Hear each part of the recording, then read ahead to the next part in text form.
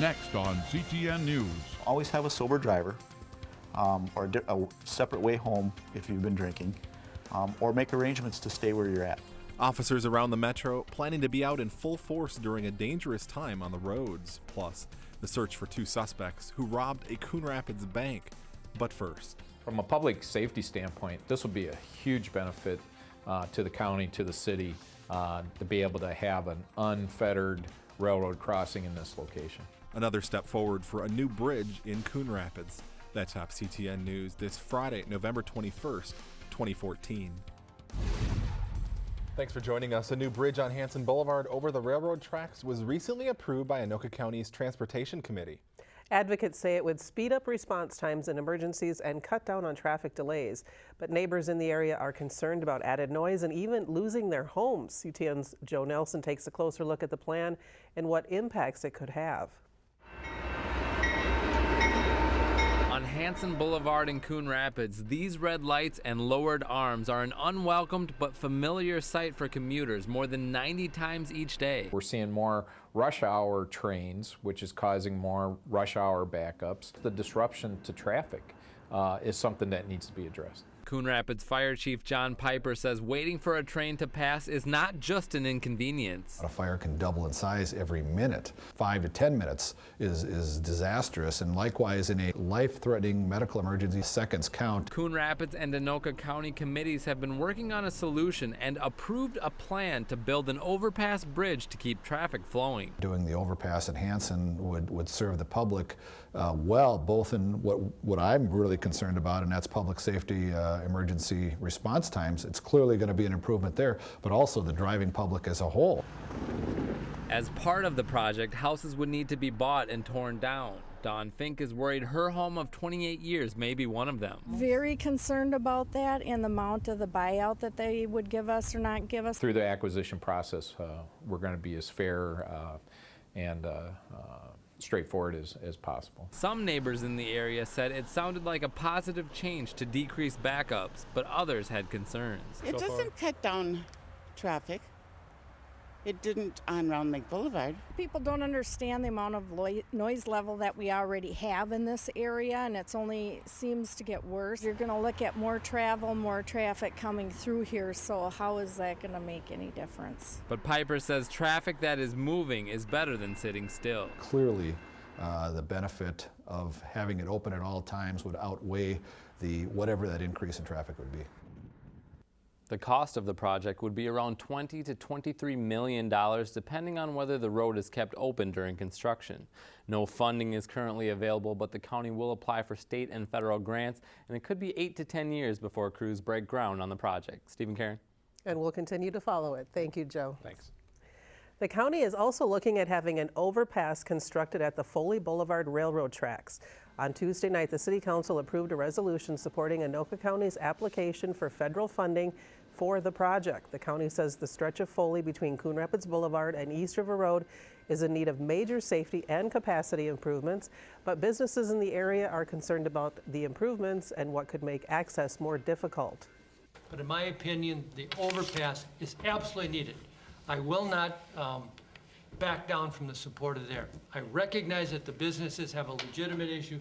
If we can develop some language that will accommodate everybody, that's fantastic. In addition to an overpass at the tracks, preliminary plans call for a 4-lane divided roadway, improvements for pedestrians, and better access to the Foley Park and Ride lot. The North Star commuter rail line is getting a grant from the county's Transit Improvement Board. This week, the board authorized $141 million in funding for 2015 to advance several mass transit initiatives in the metro. The North Star line is getting $10 million for the construction of safety improvements to separate rail traffic from automobile traffic on Armstrong Boulevard in Ramsey. The Met Council is also getting almost $31 million in operating money for transit. The North Star commuter rail line marked its 5th anniversary this week, and it's been a bumpy ride in the last year. The line had an on-time performance of 97% in 2012. That has fallen dramatically this year to just 66%. Average weekday ridership is also down 8% from last year. Metro Transit blames the delays on increased freight and oil traffic on the tracks it shares with Burlington Northern and says they are working with the railroad to restore North Star's on-time performance. The search continues for two men who robbed a Coon Rapids bank late last week. The incident happened just before 7 last Friday night at the Guarantee Bank, which is located in the former Rainbow Food Store in Riverdale. The FBI says two men entered the bank, displayed guns, and demanded money.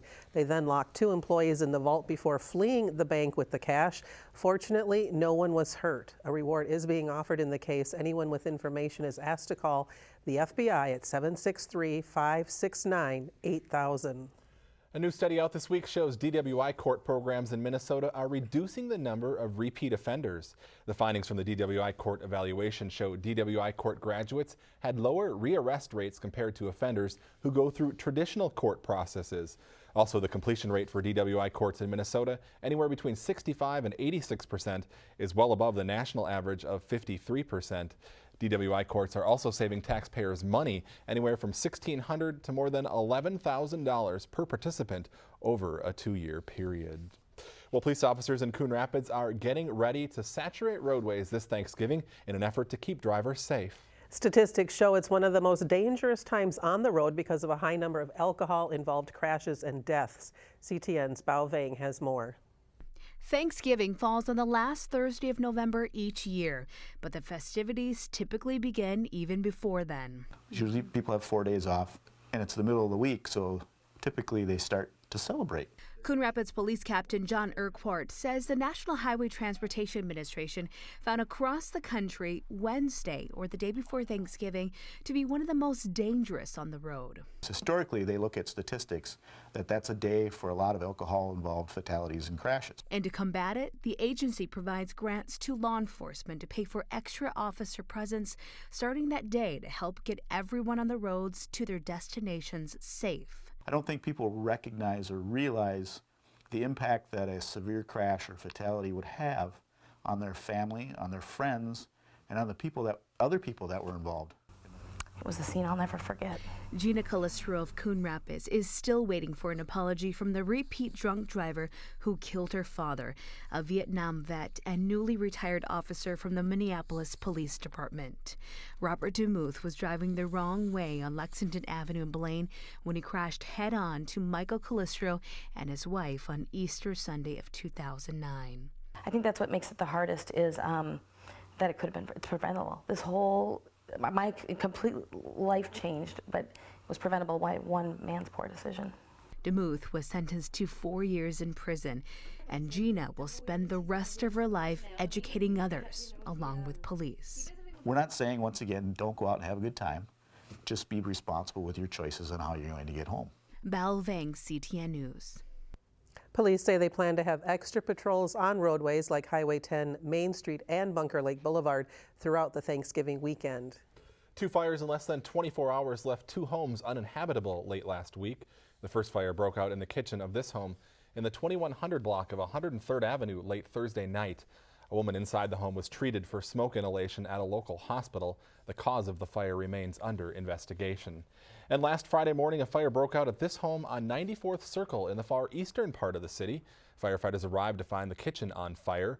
The flames were quickly put out and the fire was contained to 1 unit of the 8-plex. A malfunctioning toaster is believed to have sparked that fire. Well, the winners of the annual fire prevention poster contest got a special treat this week. The winner from each elementary school in the city got picked up by a fire truck and taken to Fire Station 1 for a pizza party. They also played games and watched a magic show. This year's overall city winner is Ingrid Norquist, a 4th grader at Mississippi Elementary.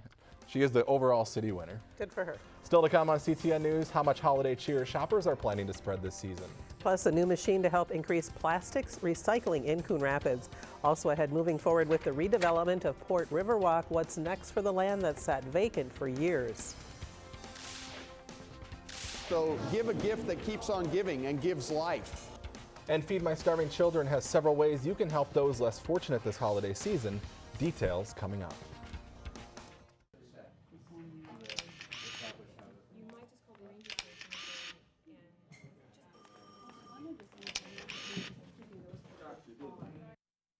The city is moving forward with plans to redevelop Port Riverwalk.